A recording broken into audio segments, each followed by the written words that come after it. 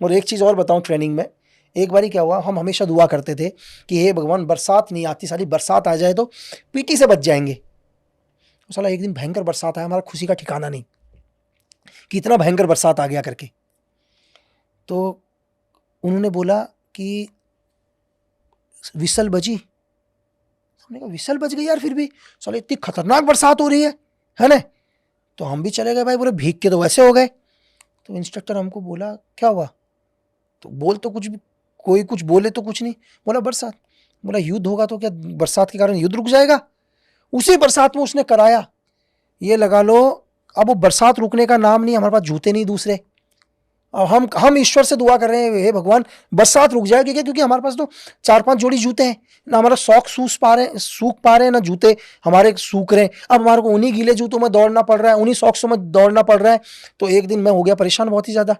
ठीक है, एक इंस्ट्रक्टर हमेशा ही पूछता है किसी को कोई प्रॉब्लम, तो मैंने उस दिन बोल दिया सर प्रॉब्लम करके। बोला एक कदम आगे आ जा। मैं एक कदम आगे आया सर, है ना। बोला कमांडो क्या प्रॉब्लम है तुझे?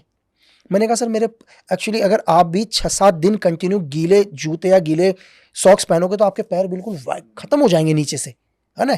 मतलब दर्द के मारे पूरा मैंने जूते जल्दी से खोले। मैंने कहा सर ये प्रॉब्लम हो गई करके। तो मुझे बोला तुम बैंड पोजीशन हो जाओ। मैं बैंड पोजीशन हुआ और बाकियों को बोला कि उसको टच करके आओ, बाकी टच करने।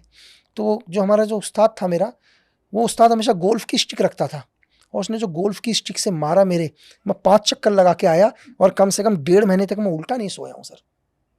मैं 1.5 महीने तक ऐसे ही सोया हूँ। वो मेरे दर्द के मारे में ऐसे सोता तो जलन होती बहुत ज़्यादा। उसने मुझे बोला कि ये, बोला मैं तो सहन ही नहीं कर पाया दर्द, कम से कम 5-6 चक्कर तो दौड़ता रहा दर्द के मारे। जब आया वहाँ पर, बोला ये पैर कहाँ पर खराब हुए करके। तो मैंने कहा ट्रेनिंग में। बोला ग्राउंड में हुए ना।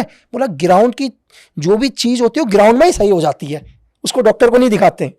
और वो दिन आखिरी दिन मैंने ज़िंदगी में कभी शिकायत नहीं करी सर।